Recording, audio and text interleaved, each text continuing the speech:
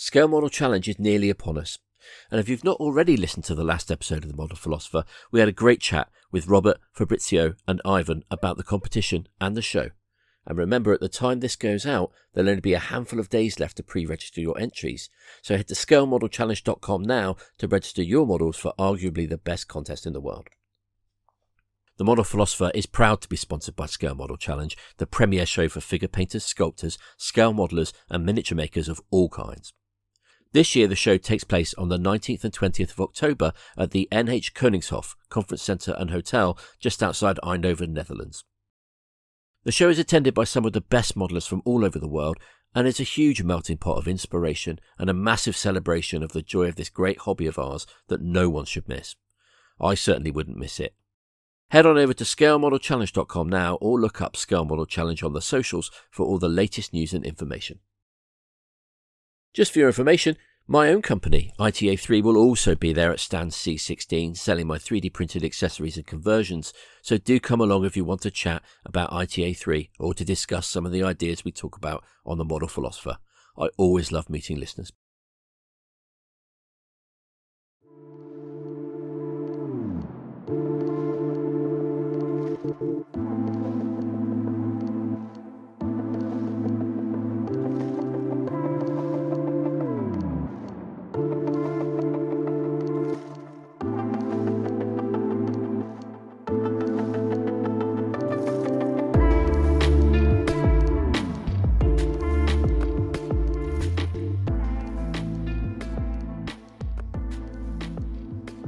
This week's guest on The Model Philosopher is sculptor, painter and miniatures company owner Robert Lane of Elan 13.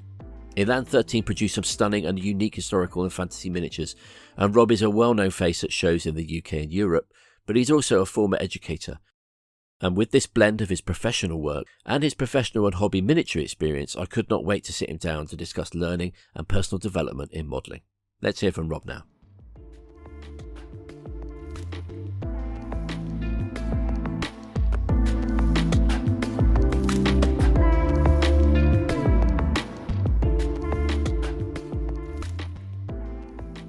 Welcome, Robert Lane, to The Model Philosopher.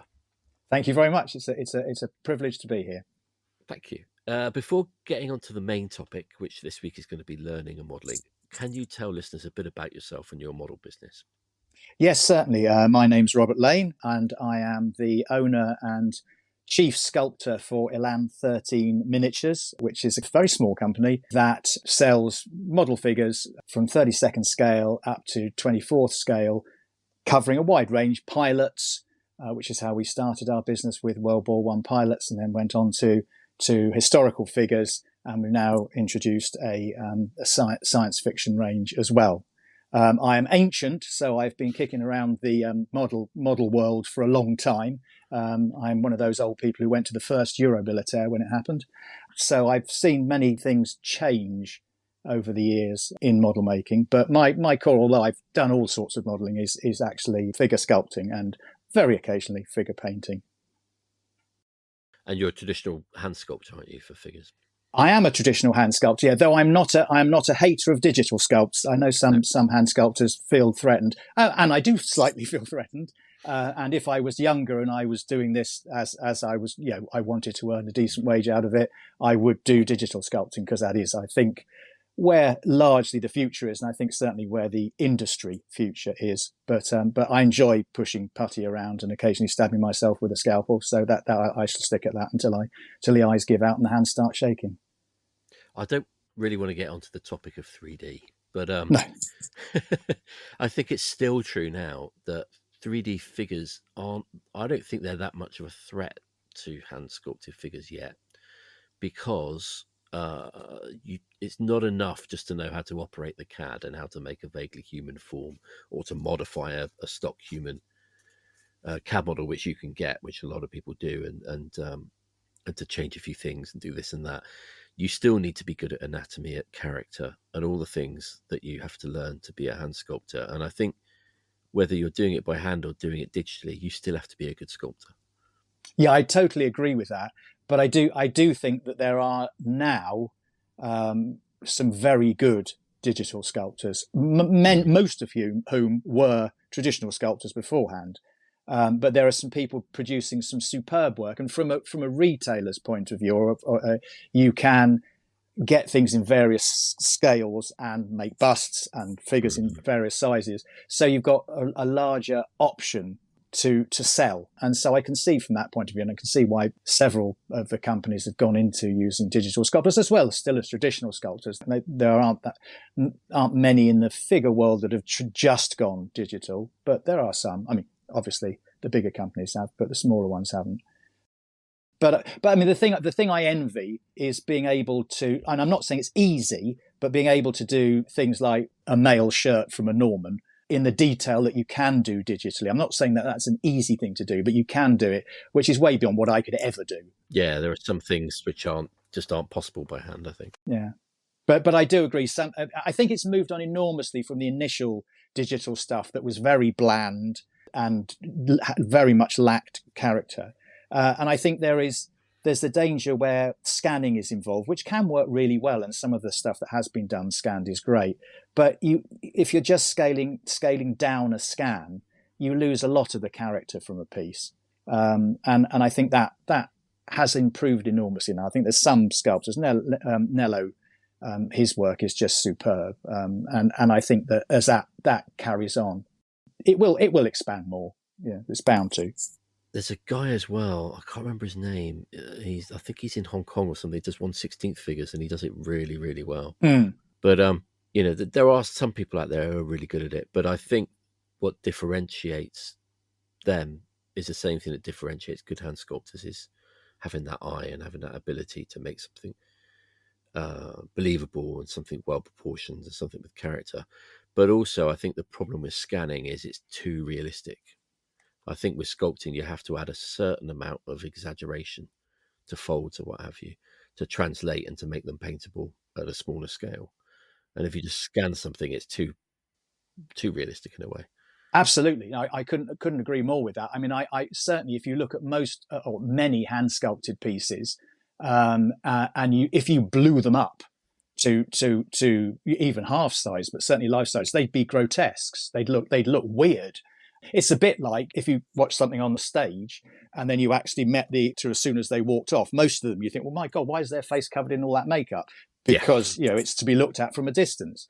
And sculpting small stuff is the same. You have to put more detail into it, or more character into it, or else it just wouldn't show at all. And I think that can be an issue with scanning, unless it's titivated. If you can do that, I assume you can. Yeah. I wonder though. It relies on the company to think that that's necessary to do it. Yeah. And I think one thing that has moved on, which the companies are realizing, is when offering the various size options, they used to just have a single digital sculpt, and they'd whack it up to 1/16 scale, and they whack it down to a 28-32 millimeter figure, and what it looked good in is the scale that it was originally desculpted for, and it looked lacking in detail in the big scale and over detailed and didn't really work in the small scale. But they realise that now, and there's a lot of work doing with sculptors adapting to make the different things. So the product they're producing is much better. But I don't think that the hand sculptor is quite dead yet. I think there's a bit of life in us yet. I don't know why, but I still prefer it. There's something about it. There's some sort of the signature of the sculpture is in it, if you see what I mean. I suppose it's in the digital sculpt, but it just feels more, I don't know, more human than the sculpt. But anyway, we're not here to talk about sculpting. We're not, unfortunately. No. Now, you had another life as well before or next to the business, which was a professional life as an educator. Yes. I worked for 26 years, worked in education, in primary education in the UK. As a teacher and then as a head teacher. So that involved obviously working with children. Actually, I worked with children from the age of 3 up to the age of 11, but then also a lot of work with adult training and training, working with teachers to train them and other members of staff as well. So yeah, that's really why we're talking today, or that's the core of what we're talking about today. Not don't all sign off. Don't turn that thing off in the car. It's not going to be. I'm not going to give you a maths lesson. Don't worry. Now, what interests me, because in my former professional life, which we won't go into because it's very boring, we did look a bit at becoming trainers and something that stuck with me is the different ways people learn. Mm.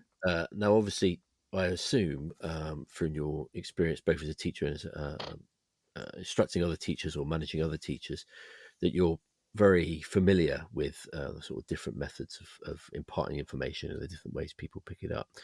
So, how do they differ? What is it that? What are the different ways people can learn?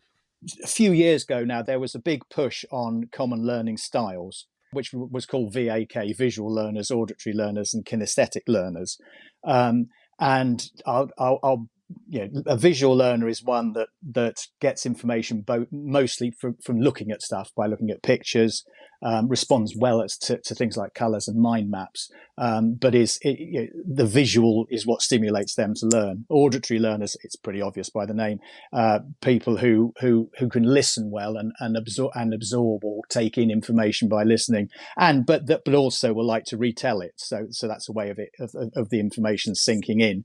And kinesthetic learners are those that like a hand-on, sort of physically doing things themselves way of learning, trying it and physically doing it. And there was a lot of a push that everyone was only one of those when I was through teaching, and you never used anything else, which is was then, as I'm afraid to say, in a lot of educational theory, then is poo-pooed in the future.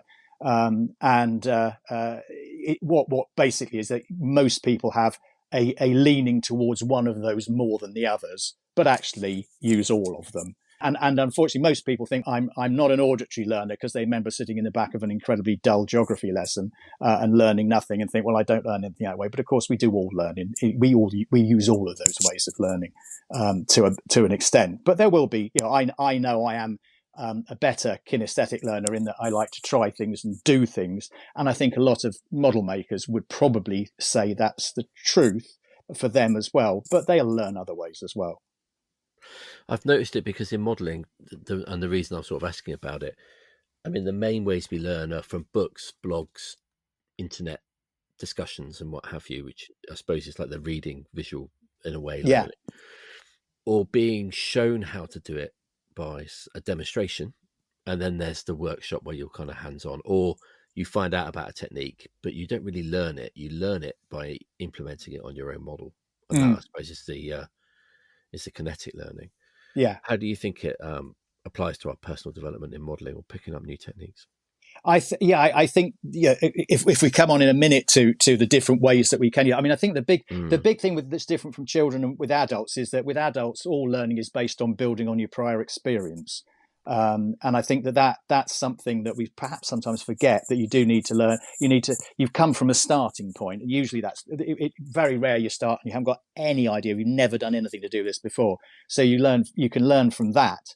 And there's the key thing is, if you're learning a new skill or a developmental skill, is there are sort of stages to go through. And I think sometimes we get frustrated if you can't do it immediately, but you've always got to go through that practice phase of trying something and is it working? And then that's when, I know it's something we'll talk about later, getting feedback on how you're doing. I mean, you can review it yourself, but if possible, also getting feedback from others, then applying that skill and saying, okay, right, I've practiced it, I've giving it a go, and then reviewing that again and saying, how did that go? And then the whole circle spins round again, and it is that sort of rotation of learning and developing. And I think we do sometimes think, well, we're just going to do it. And I've watched the video, or I've been to the class, or I've read the book. I can now do this, and of course, it doesn't work like that at all, because life isn't like that. It's that micro learning, in small manageable chunks where you make small progress each time. And I think for many people, you get to a skill level where the next stage is really hard to move on from, and you start making those big leaps in development. And that micro learning, I think, then is really important. I was talking to my son yesterday, who is a gaming gaming painter, and a very good one. But he said, I don't know what I'm not making any progress now. And I said, well, you are, but it's just small. And it's small and incremental, and I think that's the big thing we have to remember.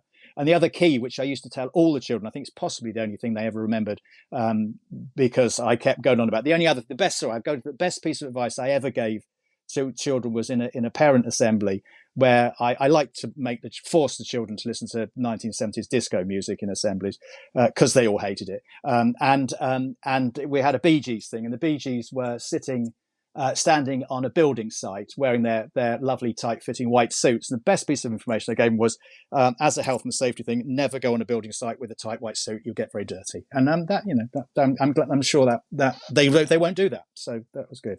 But the big thing is that I hate the thing of whenever there's a learning curve, it always goes from the bottom of the left to the top of the right, or a bit of a curve. It's not a curve; it's a straight line. But progress is always shown as this massive move upwards.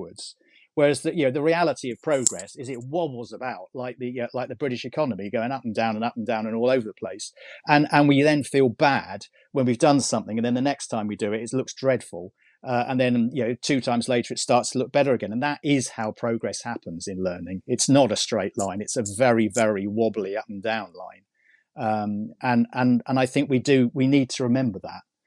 Because otherwise you can just get terribly, terribly frustrated. And I certainly have done in my time of painting figures and sculpting figures. And you do something, you think, that's not bad. Well, I never actually think anything I do is not that bad. But you're moderately happy with it.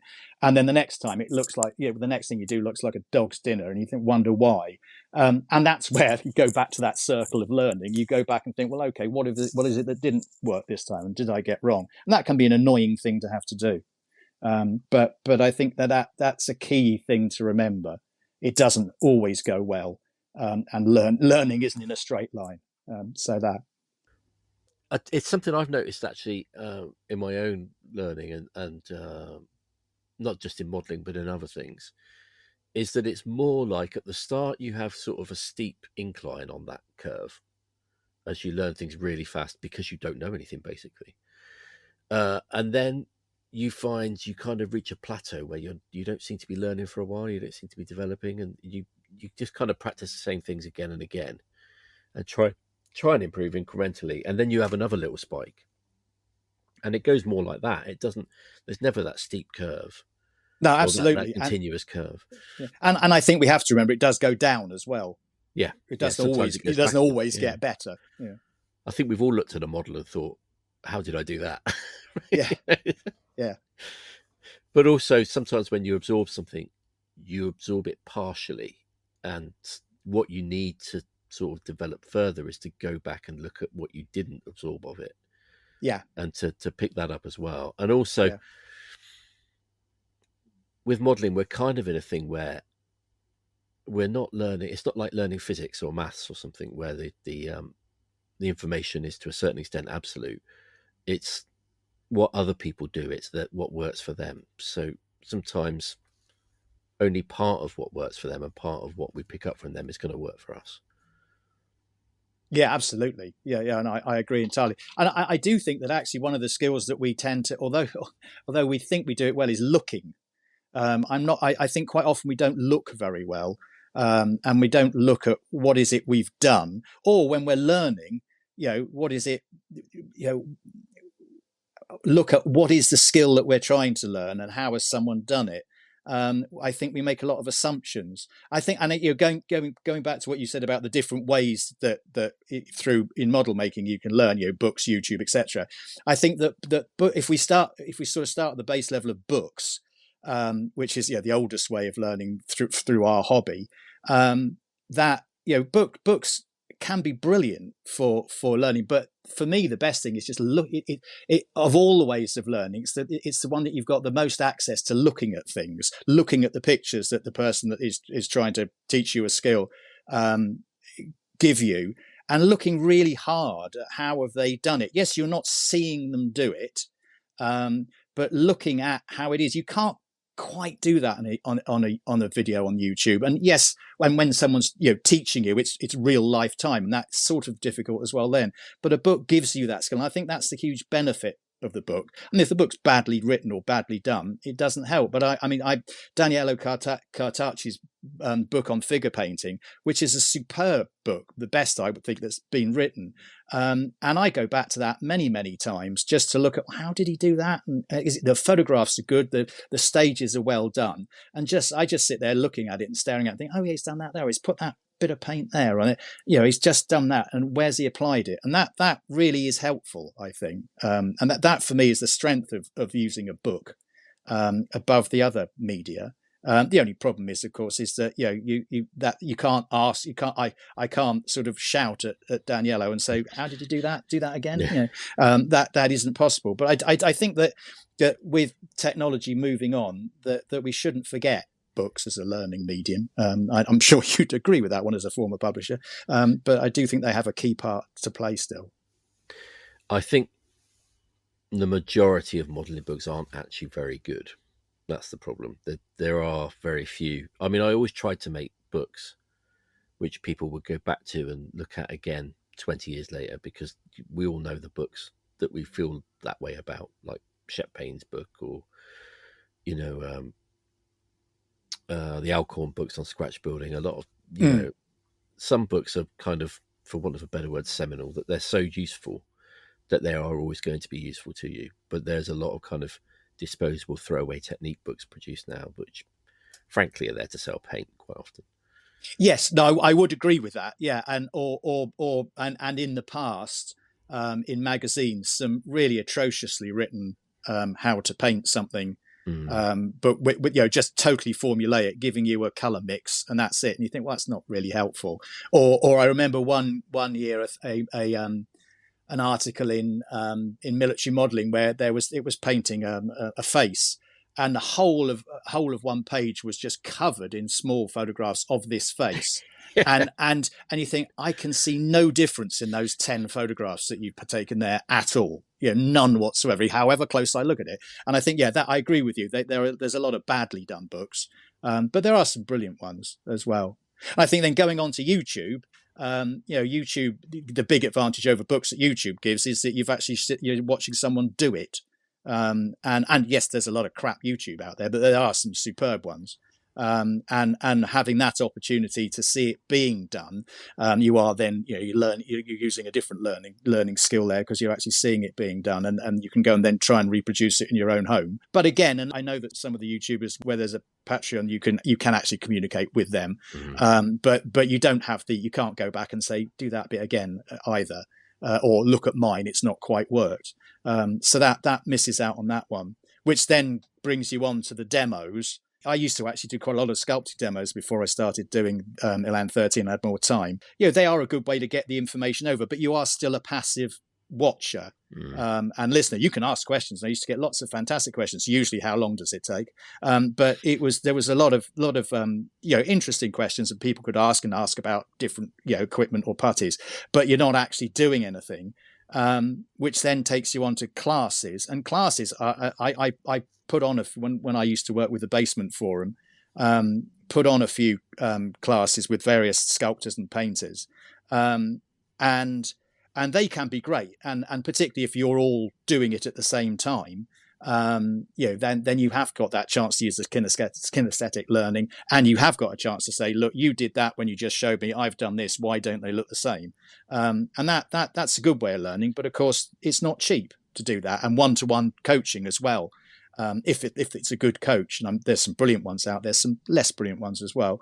That's also an excellent way to learn. But again, it's expensive. It depends how much, if you haven't got like many people haven't, quite rightly, have got their money to spend on being able to do that. And that's the sort of if you like, the gold ribbon of learning skills. But again, that may or may not work for you. And it's a short period of time, obviously, as well. I think as well with painting and with sculpting in particular, not so much with modelling, there's a kind of haptic element to it as well that, I mean, for me, doing a little bit of, I don't do proper sculpting, but a bit of converting and stuff. A big element for it was learning that to let the putty go off for a little bit, especially some of the softer ones like Magisculpt, because you can push it around when it's soft all over the place and it will never do what you want. And if you just let it go off a bit and let it get a little bit stiffer, it makes a big difference. And that's the kind of thing you only learn by actually touching it. And I think there's a an element of that to painting as well, with how thin your paint is and how you apply it. Yeah. Yeah, I absolutely agree with that. And some of those bits of information can actually be given in a book or an article, but others you do need to see it, and see it happening to really get the most for it. But again, it goes back to, as we were talking earlier about, you're experimenting and just having to accept that sometimes it all goes horribly wrong. And I think, I mean, obviously the other two elements which we haven't covered are Facebook groups and forums. And obviously there are fewer and fewer forums that exist anymore. They have their own benefits to learning and disadvantages to learning as well. I think that forums I always found were a better learning place than Facebook generally. Not all Facebook, there's some very good groups on Facebook, but because people went there and were happy to discuss stuff. There used to be a forum in the UK called The Basement, which was a figure painting forum, which I had the joy of having a little bit to do with the organisation of in its later days. And that was set up for people to give critique of people's work. You put your stuff on there, and you expected to get feedback on it. And some people didn't do very good feedback, and we can discuss why later. But it also, I think, quite often people weren't ready for that, and they didn't, because other forums you just put it on and somebody went, great model. That when they didn't do that, people got quite upset, and so that can be an issue as well. And I think Facebook suffers a lot from people just saying great model. And that's great. It boosts your ego, and I stick stuff on there. And when people say that, I'm very pleased about it. But I think that Facebook isn't in many of its groups, not all by any means, but many of its groups, it's not really good for getting honest, reliable feedback from. I find Facebook and Instagram are very transactional. That it's just you put up a picture, you get a reaction. That's it. There's not really the discussion. Sometimes there is, if you get two people that are into it and can have the ability to carry it out. But you don't get the kind of discussion you used to get on blogs, on forums, where someone would start a thread on a build and would say what they're doing with updates, and then people would come in and talk about it. You don't really get that on Facebook because it doesn't have that same ability to go back and find things like you do on forums. No, I agree, and I think people aren't really. People are largely looking for clickbait, aren't they? On Facebook, they're not really looking to read anything, or as you say, follow something through, which you can't, which is very difficult to track back if there is a build going on. So no, I agree with that, and I think also the trouble with forums was the same. Is you've got to, when you are getting comments or feedback, you need to try and make sure they're coming from someone that you trust. Because, as we know, there are lots of people who are experts who tend to give you feedback or tips that aren't necessarily very helpful. What role do you think feedback and criticism plays in learning? I think it's absolutely key. I mean, I think that really it's almost impossible to improve your skills without feedback. I can't see how you can really, because you if you've done something, yes, of course, there's your own personal reviewing something, but there's countless times when I've done a piece of work and I look at it and then show it to someone else, and they find out 10 things that I could have done better, and 10 things that I've done well. And I think that you're always going to miss things, or you're not going to know what it is you need to do to make that better. If just tweaking that little thing, would have made it better next time, then you aren't going to know that without feedback or critique. It's a key part of the learning experience. Without it, it's very difficult to make progress. I was going to say, objectively, if you can look at your own work objectively, and without sort of too much ego, there's always a bit of ego involved, then usually you can tell it's not right. But quite often you can't tell why, and you can't tell what it is that's not working. And that's when someone else's eyes on it can make a big difference. And sometimes I'll get suggestions and feedback, and I'll think, I don't think so, but I'll try it, see what it looks like. And they were completely right. Yeah, no, I agree entirely. I know you don't always have to do what people say as feedback. I never ignore any feedback I get, but I don't necessarily act on it. No. But because it's just someone else's view of what you've done. is always interesting to listen to, and I think that, yeah, again, we'll probably come to how do you receive feedback as well a bit later, which is quite important. But I think that people will see things that you haven't seen. I must admit, in my modelling world, I do sometimes wish I was that guy who has that table full of Shermans or Spitfires that all look exactly the same, that have been made over 30 years, and is happy with every one of them. I envy that sort of satisfaction with what I'm doing, which I never, ever have achieved in this hobby. And I sort of sometimes think, wouldn't it be nice if I could? And I don't mean that in any way in a derogatory way. I genuinely do. I do envy their ability to do something and think, I'm really happy with that, and this is what I want to do. I wish I could achieve that, but that I don't think I ever will do. But yeah. Well, I think people like that, and I would say people like us, I'm presuming a bit there, who kind of are always looking to do different things and to improve our skills and what have you. We're coming to the hobby for two different things. We're coming perhaps for the challenge and for the excitement of learning different things, and they're coming to relax, to build something they enjoy building in a way they enjoy building it, and to sort of just have that time just to do the thing they want to do without worrying about it. And I think it's fine to come to it for different things. Oh, I absolutely agree. Yeah. I mean, yes, it's two different ends of the hobby. The only commonality in that is the manufacturers flog us the things we're doing, and the other guys the things they're doing. But otherwise, it is almost a totally different hobby that we're doing. But yes, I'm certainly from the end of the hobby that wants to try and get better and better in what I'm doing, as I would imagine most of the listeners to this podcast will be. And for me, it's a key thing. It's absolutely a key thing. If I look at something and I think, well, actually, that's no better than what I've done before, or nothing's really improved on that, I'm not happy with it. Well, to be quite honest, whatever I do, I'm not happy with. But that is a key way of. I think that for me is the impetus to do something. Is the want to try and improve and get better with each piece. I think I'm kind of afraid of being happy with it, because that means you kind of done it, Yeah. I think not being happy with it's great, because it's the motivation that drives you forward, basically. I mean, it's frustrating as hell, sure, but at the same time, it's the engine that drives it, really. Yeah, no, I absolutely agree. I remember and it took me a long time, but the first time I got a gold medal at Euromilitaire, and I phoned my wife up, and she said, "Oh, how did you do?" I said, "Oh, I got a gold medal." She said, "Oh, that's brilliant, isn't it? That's fantastic." I said, "Yes, all right." And because as far as I was concerned, that was done now, and I'd done that, and that's so what? Now what's the next thing I want to achieve? And she was saying, "Well, you wanted to do that for so long." Yeah, but I've done that now, and now it's just it's self-flagellation, isn't it? It's madness, really. But it is a thing that makes you want to to keep going with it. Absolutely.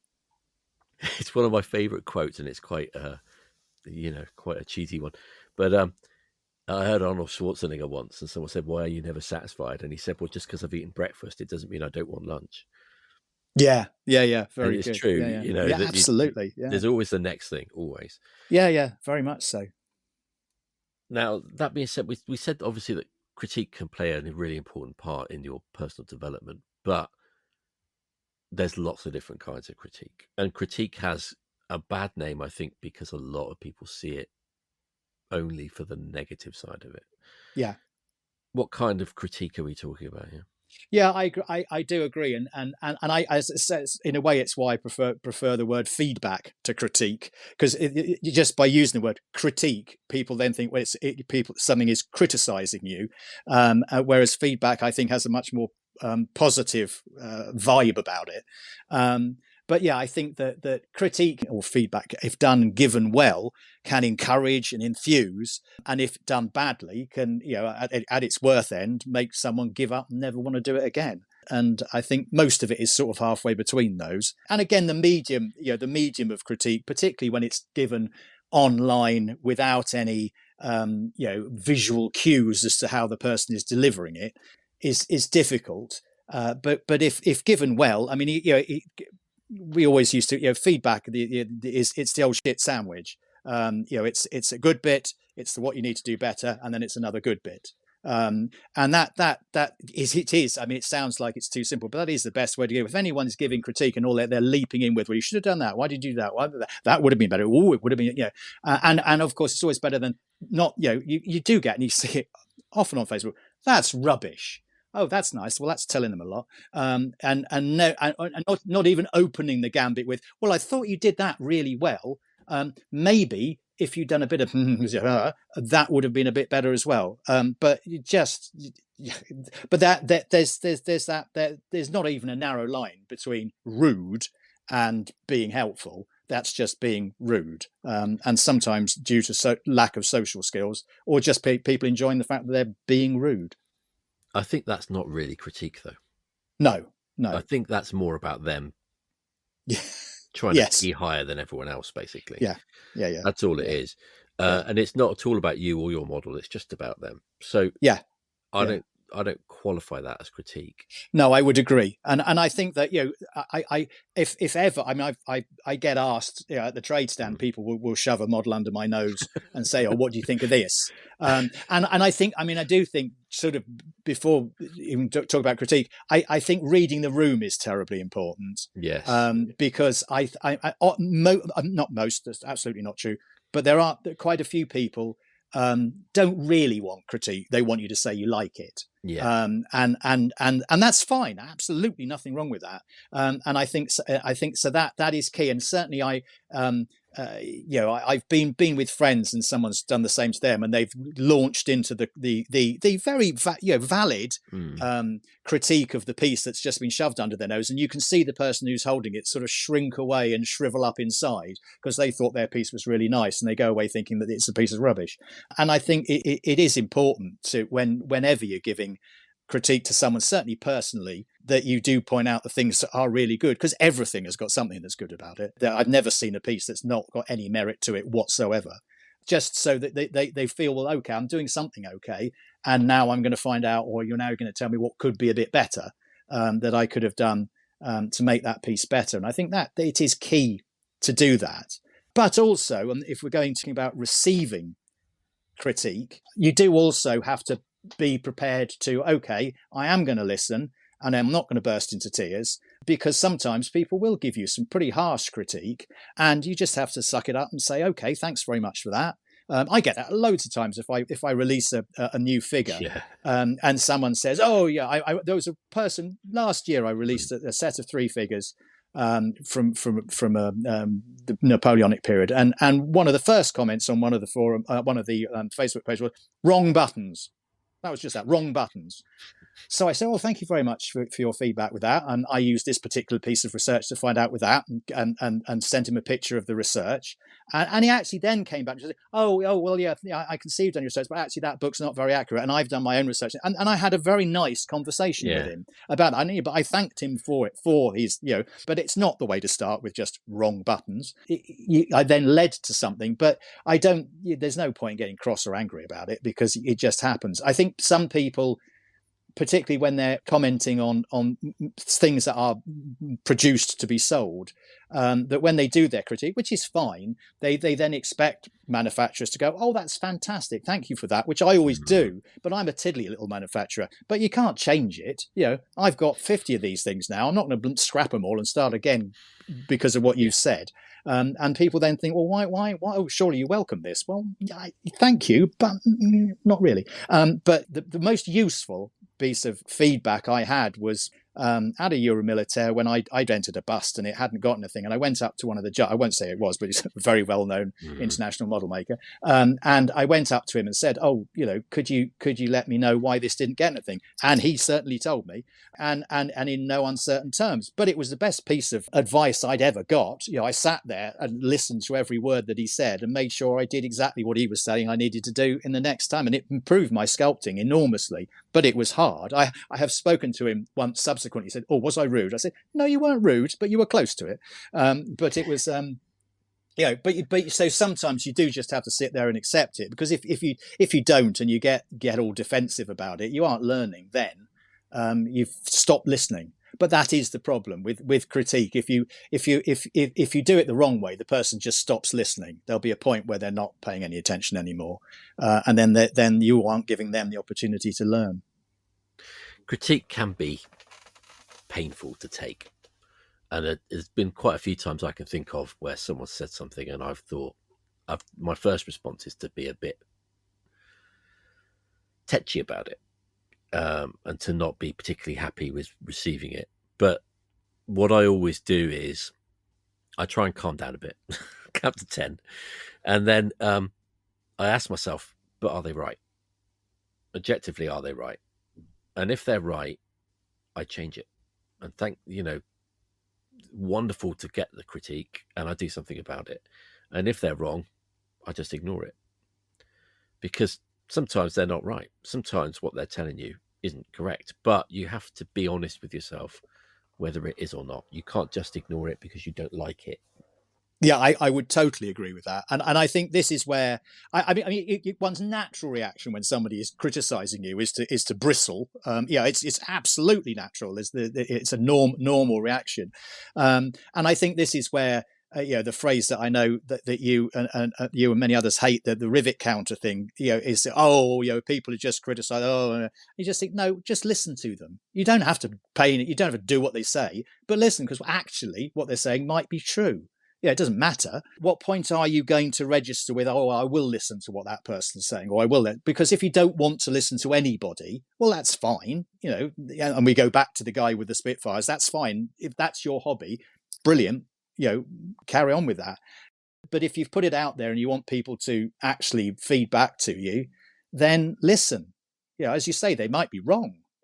That's fine. As we know, there's an awful lot of bad advice out there on Facebook or on forums, but they might actually have something that's right, and there's no point in getting het up and frustrated with it, because you might actually, in the end of it, you may have a gain out of it, and that's a good thing. The other problem is there are cultural differences which come into play, particularly on the internet. I'm thinking in particular of Eastern Europeans tend to, and I'm lumping a whole millions of people in together, so write in and tell me if I'm wrong. They're just not from a culture where they dress stuff up. They are very blunt, and they're not being rude. It's just they're a direct people. Like Germans don't do small talk. They don't beat around the bush with criticism. They just come straight out with it, and they're not attacking you. It's just culturally how they are. And you need to kind of take that into account on the internet, I think, sometimes. No, absolutely. Yeah, as I say, I think just listen, swallow your pride, listen to what someone's saying. And then when you go back to your room or get home or whatever, decide what you want to do, whether what they said was worth it or not. There is the problem, and it is a problem, because if you do give bad critique, there is that possibility that person that you've just given it to will never pick up a model again. So it can be an issue. I certainly am not saying that being blunt or not rude, but being blunt is a good way to give critique at all. But I think that if you want to get better and that's your aim, then you need to listen to all of it, however it's delivered, because that's the way you will get better. I think also when you said about reading the room earlier, I think you have to read the room with their skill level as well. And I kind of meter my advice in a way that if I can see 10 things wrong with a beginner's model, I only suggest or try and encourage them to look at one thing, because you can overload them. With beginners, if you tell them that's wrong, that's wrong, that's wrong, that's wrong, that's wrong, that's when they think, why am I bothering? Why am I posting my models? Yeah, I absolutely agree. There is, as I said, the shit sandwich is one good, one bad, one good. And it's the good.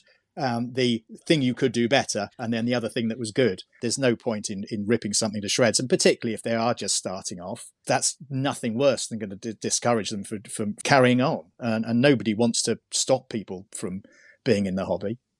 I think for them as well, if they're going to improve, picking one thing and working on it is a better way to do it, rather than worrying about 10 different things. But also, like you say, about picking the good things, it's not just about pandering to them. Part of learning isn't just being told what you're not doing well. It's positively reinforcing things they are doing well. That teaches them as well. Oh yeah, definitely. Yeah. And as I said, in anybody's work, there's always something that they've done okay. At the level that they're working at, but that they've done well. That could range from they've actually managed to paint within the lines all the way through it, or the shading, or the staining, or the whatever they've done beautifully. But there's always something and people want to feel good about what they're doing. It's not a job. Well, it's a job for you Yeah. and I, but it's not a None of us are job. getting paid to do it. No. And so if you're doing your hobby, you don't really want to be. You don't want to have someone putting you down. You want to and particularly if you're sharing your work, you want people to look at it and see some of the positives, or see the positives of it, not just negative. And I absolutely agree. One thing is I mean, for all of us, to be quite honest, one thing is far better to focus on rather than a whole list of things, because then it gets lost in the why I'm not going to even bother, and the benefit is lost. Personally, for me as well, learning, I find focusing on one thing, like every model I start, I have, obviously I want to do that model and I have the goal of saying something with it or whatever, but also there's a goal of this technique is something I want to work on with this model, because I find focusing on a particular difficulty or a particular thing you want to learn, rather than trying to focus on 5 or 6, means you do learn it properly because you're focusing really well on that thing. Yeah, I would agree. Yeah, and I've certainly done that. I've picked an aspect of, if I'm painting something that I've sculpted, I'll pick an aspect. Well, that's what I really want to try and get better at with this time. And yeah, I think that's a much better way to go. I think that modeling is developing certainly with trying to tell stories or trying to get some emotional reaction. Of course, then you're going to the art world more. And you and I have had the conversation of is modeling art before, which we won't have now. But then you do have to accept that the reaction you get may not be what you were thinking you'd get. And I've always believed if you get a reaction, that's a good thing. From that point of view, if somebody hates the thing you've done, well, that's fine. It's a reaction to it. And with art, a lot of artists would say, well, okay, at least I've instilled a reaction. They haven't just looked at it and thought, well, that's a bit bland, and walked on. And particularly with storytelling, I think that it's very much a thing to get feedback on, because you might think in your head, damn well what that story is, but actually someone else looking at it will think, what? What's going on there? And I think I get frustrated, and you can tell me I'm wrong here and a Luddite, but I get frustrated when I go to galleries and artists have written a long spiel about what they've done. And you think, well, if you've got to do that, you haven't really achieved it, have you? No, we're very much on the same page there. Anything you need to know about the artwork should be in the artwork. That Yeah. There shouldn't be a book explained. It's like, I'm kind of not a fan of brag books anymore next to, as they call them in Australia, I think in America, next to models showing like, this is what I did and this is how I... No. The model is the model. You put the model on the table to be looked at, and that's it. That's why we're here. We're not here to look at your book. Yes, I think the only way that sometimes that's necessary is if you've entered something that's scratch built, just to show that it is scratch built. That just I mean, it can be just one picture just to demonstrate that this is how this came up. It's not made from a kit. But otherwise, no, I agree. Yeah, I mean, I think some people are interested in the process, but no, I think particularly if you're telling a story, the story should be there, and sometimes that story is in your own head. But it's so much in your own head, and you think you've delivered it in the way you want to do it, but other people might look at it and think, well, what? I can't see. I'm not seeing that at all. And if everybody's saying that, then perhaps it needs some tinkering to do it, to make it work. Like you said, there may be your assumptions of the story are influencing how you're seeing it, and it's not communicating basically. Yeah, and you need to.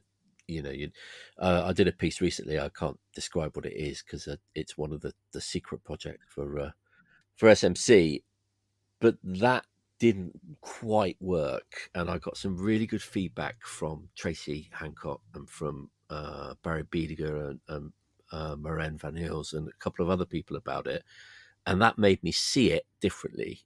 And I changed it based on that feedback, and then it actually worked. Then it communicated the message that I wanted to communicate. Yeah. But previously it didn't. And if I hadn't shown it to people and asked them to critique it, I wouldn't have known. I would have thought that everyone else would see what I'm seeing, if you see what I mean. Yeah. And Yeah. it didn't change it hugely. We're talking like 5%, 10%, but it's that extra little thing that makes it work. And like you said, you don't necessarily know that unless someone helps you. Yeah, no, I agree, and I think actually going back, I mean, that was a good star-studded cast of people to get feedback Yeah. from.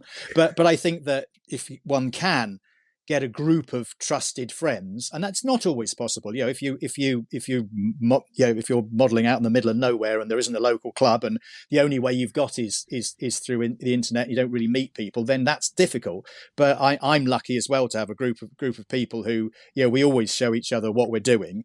And we will get, you know, we ask, well, is that working, or does that look right, or can you tell me if that bit works there? And they will tell you, be honest, and you know, you can have a discussion about it. And I think that's a real way to help move on. But for a lot of people, that isn't available. And then there are the other methods of books, YouTube, demos and classes, and Facebook are the only things that they can use.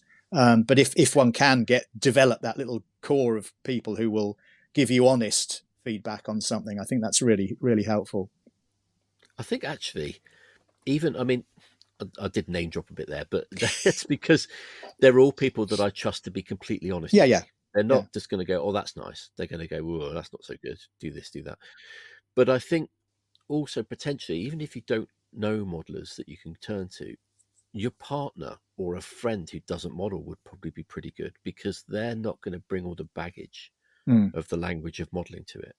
So if you have got some sort of message you're trying to get across and they can see it, then it works.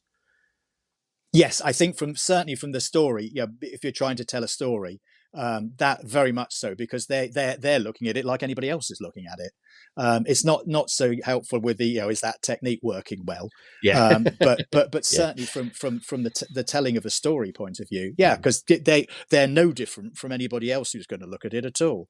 It's got to work with them just as much as it has to work with another person who happens to make models. Well, So yeah, I do think possibly that's with them, true. it's more important that it works because, like I said, modelers might bring other models they've seen that you've both Mm, seen to it subconsciously, yeah. and will tell you, you know, if it works with someone who doesn't model, then it will work with anyone pretty much. Yes, yeah, I agree, and I think I do think that's, you know, as a way forward. I'm really pleased that storytelling is becoming more of a thing, rather than just placing things together. You know, as a person who's come from historical figure modeling, you know, for years it was just you stuck a few figures on a base, and that was it, and it was more displaying a uniform with with a person underneath it. And I'm really pleased it's moved on, because I've got a lot of learning to do with that, of trying to tell a story, and how sometimes the story can be quite ambiguous. I mean, I love the work of Fett Milner, and the work Yes, that yeah, yeah. he's doing.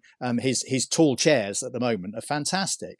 And yeah, you do have to think about it, and yeah, and that is it's a story where you can have your own interpretation of it. I'm not sure Fett knows what his interpretation of it really is, but it, you know, he can, it's your own interpretation of what's going on there. And I think that's great. I really, really do celebrate that, you know, the way the hobby's moved in that way. I think he's actually one of the most interesting people making stuff at the moment, because it's totally like Tua Co that we had on, and Mm. like Jean Bernard Andre.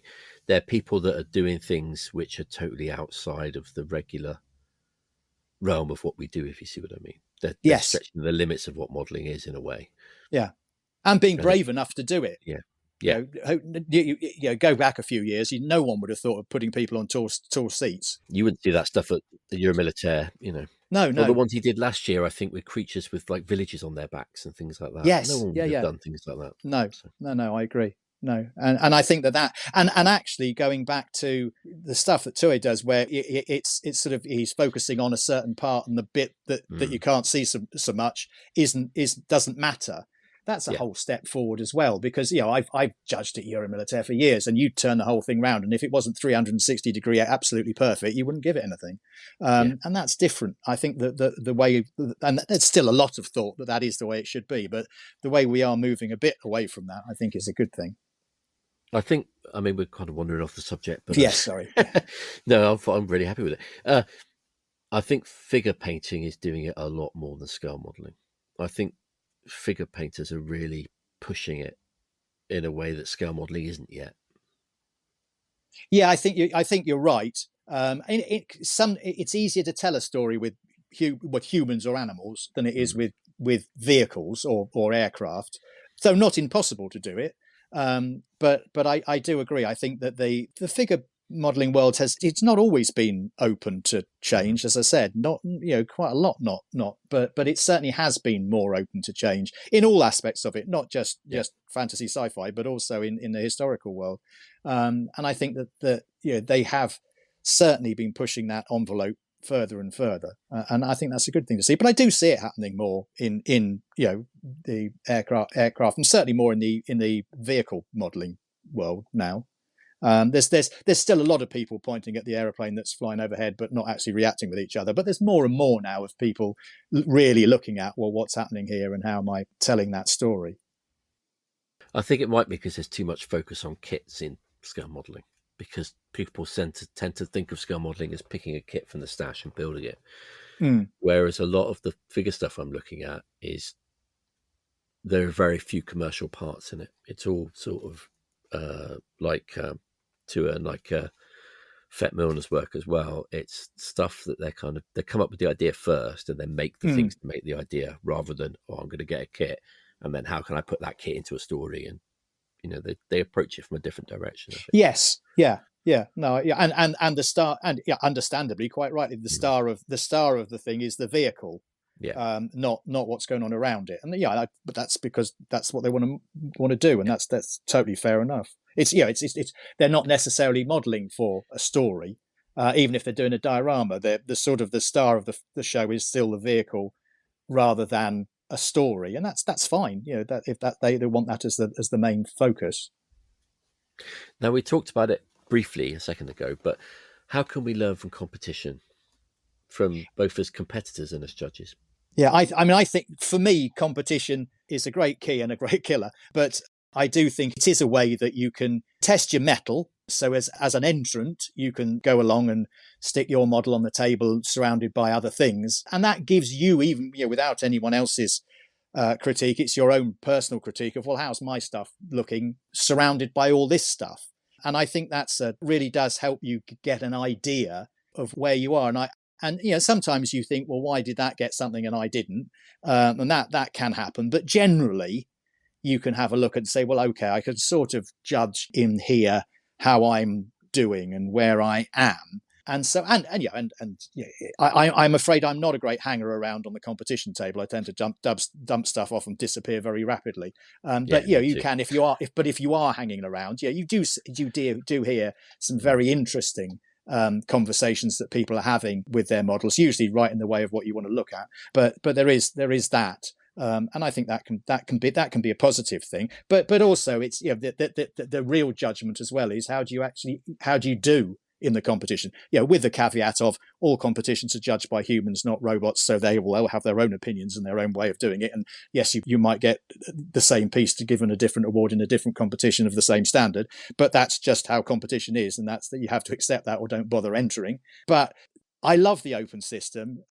Yeah, I used to many years ago run the competition that the Bristol BMSS did, and I was competition secretary for a while, and we introduced the full open system there many years ago. I mean, it's so long ago. I actually wrote to Shep Payne to ask about it, and he wrote back because email wasn't kicking around, and he was very lovely about it. But I think that way is the way, but it's still a competition. I don't. I mean, Yeah. yes, it's a juried exhibition. Yeah, it is, but it's not just a display. It is a competition. And yes, I am pissed off if I only get a bronze medal when I think I should have got a silver, or whatever. And that's just how it is, And I will accept that and think, well, okay, I won't get that until I do this, but it is still a competition.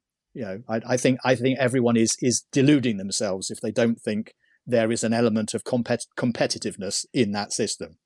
When I started to do Land 13, I stopped doing judging largely because you were at a show, you couldn't do judging.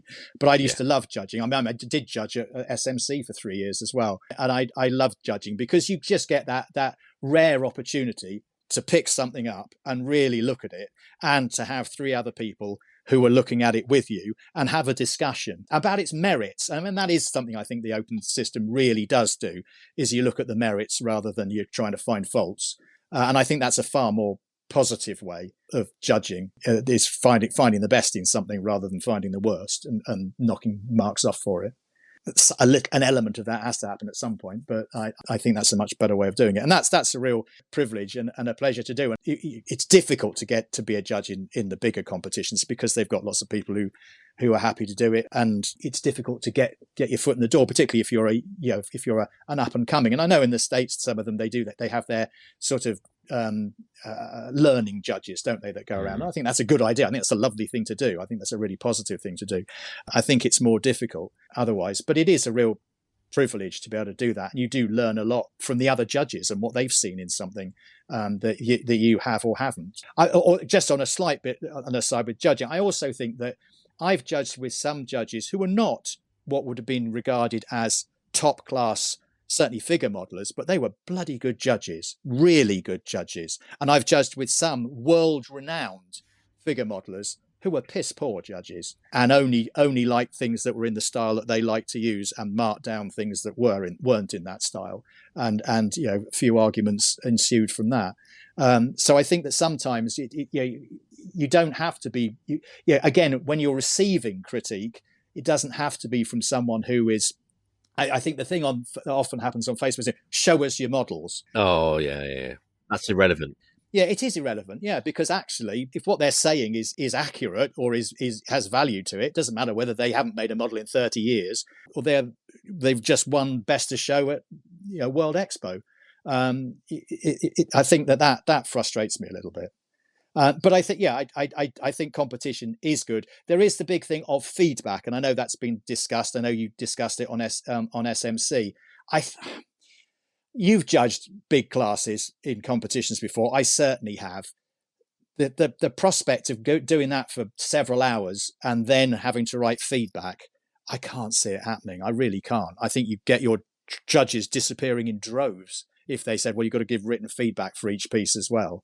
I think that's really hard. And I'm not sure of the value of the sort of one. I know that is it in IPMS ones or is it AMPS where they will write?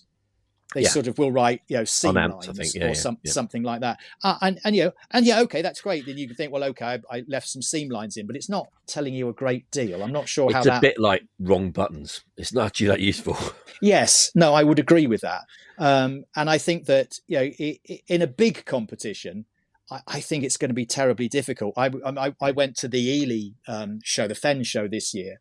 And the judges were hanging around on the second day, and my friend Mark Taylor gave some fantastic critique to one of the competitors who was there about why it was that the award was given and that I'm sure was really useful. And some judges are happy to do that, but at a big show, I think that's really difficult to do. I can see the potential merit of it, but I do think it's really difficult to do, and it's terribly. It's almost impossible to give feedback on a model that you didn't judge yourself. You can give feedback. You can give an opinion. Yeah, absolutely, but you can't say why it got a gold or it didn't get a gold. You can't do that because you weren't as part of that discussion. You can certainly give the feedback of what you yourself feels about it, but you can't say why another group of judges has given an award. I think one of the things I like most about judging is you get to look at the models really closely. And I learn, like you said right at the start, about learning to look at things. Looking at models closely, you learn just from looking at them. You can see the brush marks and, well, not like literally like lines where they did the paint, but you can almost see how the paint was applied just by looking closely at the model, and you can learn from that. And you can learn from how they've positioned it, how they've lit it, how they've done things in a way that you can from looking at models on the internet or looking at photos or going as a visitor to the show, but you don't get to look as closely and spend as much time with it probably as you do if you're judging. Yeah. No, I agree entirely. It is a real joy to be able to do that. I think it is a real privilege, and particularly in those big competitions where people want to be judges. Unfortunately, as we know, in many local shows, Many judges are asked on the moment they walk in the door, can you come and judge? And that's a whole different experience then. It's more like a press gang, isn't it? Yes. You walk in the door, you get collared. Yeah, very much so. And that's a different experience, perhaps. Yeah. But yes, I agree. I think the opportunity to really look closely at something, and it go back to, I mean, I didn't go to art school at all, but I did learn with my sculpting particularly, is I realized I wasn't looking. I wasn't looking enough. And I think in this hobby, it's a visual thing we're doing. And you do need to look. People ask about sculpting and they say, for me, they say to me, what's the biggest tip? You go, look at stuff. Don't assume you know how it works. Look at it, particularly with human bodies. Everyone thinks they've got one of their own. They think they know how it all works, how it fits together, but they don't, because they don't look at it. And yes, okay, you might get arrested in the street if you're staring at someone and, I was just looking at your nose, sorry. That's perhaps doesn't go down so well. But, actually really looking closely at something, I think is terribly important. You can learn an awful lot from doing that. Not necessarily how they did it, but you can see what they've done. And I think that's terribly important. I don't know if it's from reading at school or whether it's the internet or what, but I think we tend to scan things rather than properly reading them. And that applies as well to visual things rather than just text or what have you. I think when we look at something, we think that's a person, right? I've got that, 2 arms, 2 legs, head, okay, no problem, blah blah blah. Yeah, but we don't look at how does that shape turn into that, how does that line transmit to that line, and how does that, where's the weight, where is this, where is that, and you do have to train yourself to look. Yeah, no, I absolutely agree, and I know for many years. I mean, I was sculpting stuff wrong, and I bought anatomy books and started to look at that, and then the great joy of digital photography is you can photograph yourself in a pose usually, and then you can actually see how things work. But it is looking is terribly important, and I think it's one of the skills that's not often mentioned in publications about model making. Is make sure you look carefully. It's a key factor. I think also we can learn by sort of critically appraising other people's work, not even telling them, but just by looking at it and thinking, what do I really think of that? And looking at it closely, rather than just the usual thing, scrolling, that's a nice model, that's a nice model, How do you think we can learn to critically improve our critical skills and learn from looking at other people's work? Yeah, I mean, I think it's taking a bit of time, and I agree. I mean, I'm totally guilty of doom scrolling on Facebook, and you just go through and through, and because it's just this assault of images, and you don't tend to look at things closely, but occasionally I will stop and look at something, really look at something and open the picture up as much as I can, and look at it. And I think when you're looking at something, it's firstly, does it work? Does it look right? And then you're looking at, well, how did they do that? What's there? Why is that piece of colour there? And I think why have they done that bit of shading there? How have they used that light effect? And I think that's important. I often refer back to, there's the big Bill Horan book that he did, a big coffee table book, and it's called The Complete Bill Horan, and I often just get that book out and just look at what he used to do, and what he still does, but how he did it and how he animates things.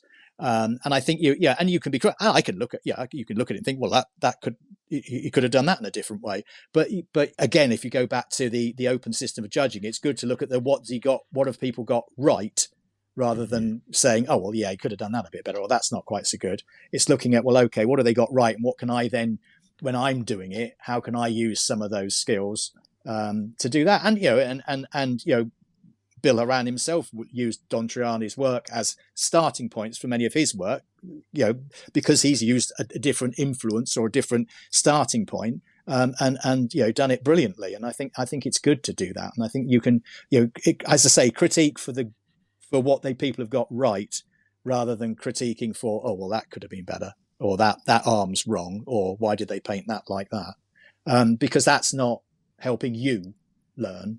It's just pointing out something that's wrong. It's what helps you learn is look at the things that are right and how that works.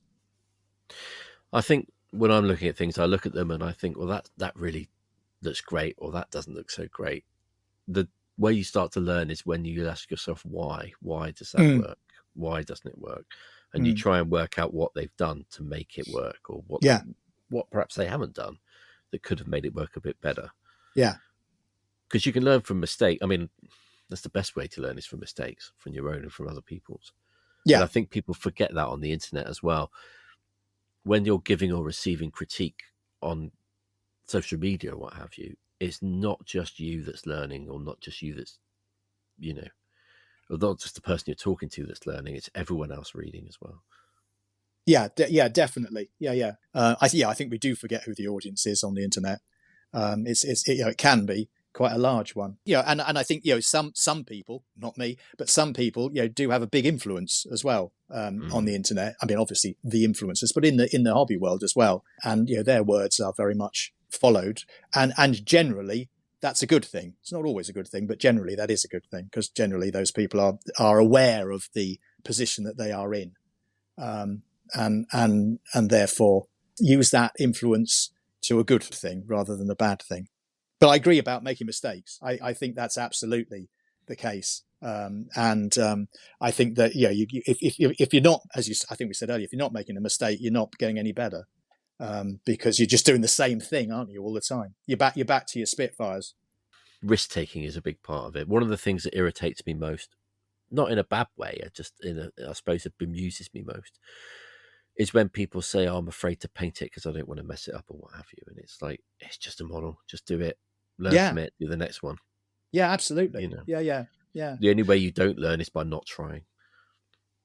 Yes. No, I agree entirely. Yeah. And I mean, I can sort of understand that if you've bought, a kit that's cost you 150 quid plus, and you sort of don't want to mess it up. But then again, if you're never going to do it, either don't buy it, or just do something with it. Kit. I mean, I know we've all got boxes of kits around the house, but their eco loft lagging is a great thing. I think the government ought to fund kits to lag lofts, but its whole purpose is to be built, or if it's a figure, to be put together and painted. It's not to sit in a box and degrade over decades. And I think it is a shame that if you pick something that you liked, you bought it because you liked it enough, and you're not doing it because you don't think you could do it justice. I think that's that's a shame, really, because that's not the whole purpose of the thing.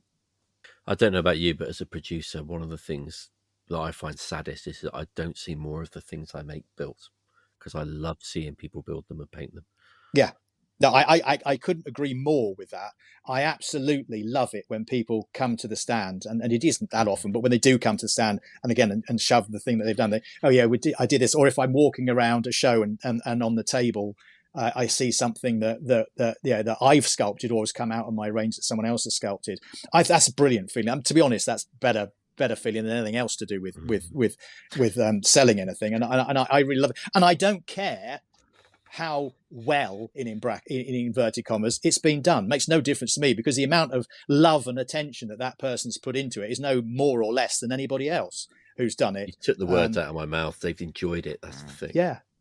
And that's a fantastic feeling. And I know there's a couple of sculptors that I work with who would say exactly the same thing. If they see the piece that they've sculpted being done at a show, or even if it comes up on the internet, it's great. It's a great feeling to see that people have bothered to put their time into it and their effort into doing something with it.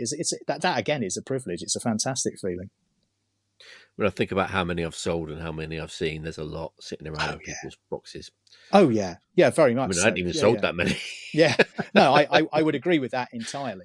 But as I say, it's good for the environment, because we're lagging those lofts and stopping the heat going out of the ceiling. Yeah, as long as there's no fire, there'd probably be a black pool over all of Britain if these kits caught fire.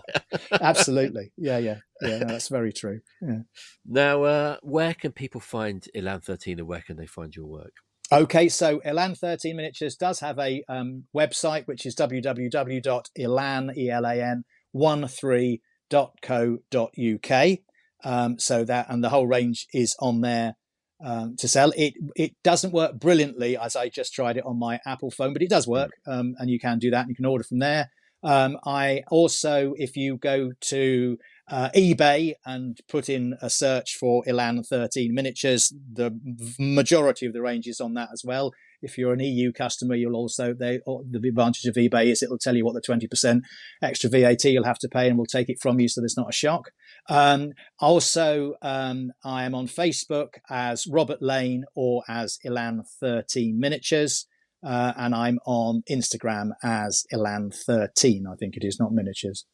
And I post most regularly on Facebook. I try and keep up with Instagram. I'm not very good at keeping up with Instagram, but I do try and keep up with that.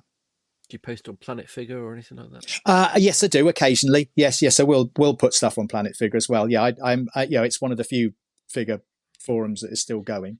A few forums still alive. Well, it's 2 forums. Yeah. So yes, I do put things on Planet Figure sometimes as well. Yeah, and I'll put all new releases on there.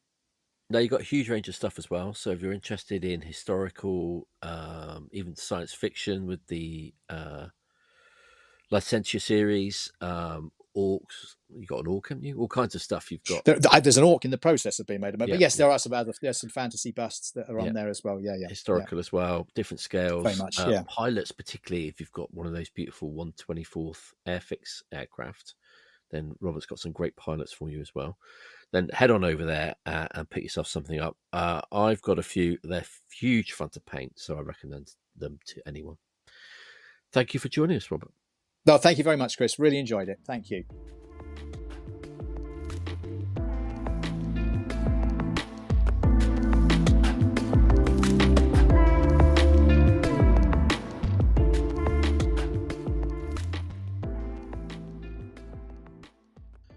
Well, I think that was a really interesting conversation with Robert, packed with a lot of concepts that deserve some serious, deeper thought. I recorded it with Robert last week, and I've been thinking about it ever since, especially while editing it later on. There are a few things I think it might help us to consider further. It is important to accept that all modelers are different, and each one can find benefit from approaching their work in different ways. As modelers who take part in any social sharing of the hobby, such as social media, clubs or shows, we have a responsibility to help others to develop. This responsibility comes from the fact that everything we know we've learnt from others, and our skills and knowledge are not entirely our own to hoard. But that responsibility means we have to do it well, be critical, but also be kind and courteous in doing it, and never ever give advice unless you believe you really do know the answer. Too many times I've seen people give poor, ill-informed advice simply to be part of the conversation. If you don't know, it's better to be silent. If you do know, try to be helpful. But by the same token, if you want to learn, you have to actively seek and welcome all advice, not just the advice you like. As Rob said, you have no responsibility to accept or act on advice, but ask yourself one question. Regardless of how nicely or not it was delivered, is it true? If it is, then it is, and the choice becomes whether or not you act on that truth. If it isn't, just ignore it and move on, but be honest with yourself about whether or not the person giving the criticism is correct. One of the best things to learn is how to analyse your mistakes. When something goes wrong, our first instinct is usually to panic and do something quickly to fix it. Few mistakes get worse over time if you don't put your hands on the model immediately. Stop and ask yourself what's gone wrong. Analyse all the factors, the materials you used, how you used them, how they interacted. Usually by the process of eliminating factors you know are not to blame, through repetition and experience of previously using them, you can identify the one that is, or at least get enough of an idea to understand what the variable might be and how to conduct an experiment to find out. Asking the internet can be great, but often finding out for yourself is more instructive and more useful. This also applies to models that do not achieve what you wanted to achieve when you set out, which is most of my models. Analyse your finished models, not to see what you need to change on that model, but to think of things you might implement on the next one. Take notes and keep a diary if it helps. Analyse success. It's often said that failure is the best teacher, and this is very true, but success can be instructive too, although the lessons can be harder to find.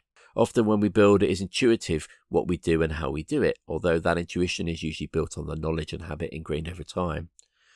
Often when we make an especially satisfying model, we may not know what it is that makes it so. Take time to analyse your successes to see what works, and as the military saying goes, consider reinforcing success by pursuing something that is working for you and seeing why and whether you can push it further. For me, modelling is a never-ending journey. I'll never make the perfect model, but the pursuit gives me the joy of achieving more and more as I chase that unachievable goal. Every model, remember, is just practice for the next one. I hope you've enjoyed this discussion of learning and development in the hobby. If you have your own comments and no suggestions, please do email me at info@insidethearmour.com. I'd love to hear your thoughts on this subject. Well, it's time now for me to thank the Model Philosopher patrons and our sponsor, Scale Model Challenge, who help me keep this show going.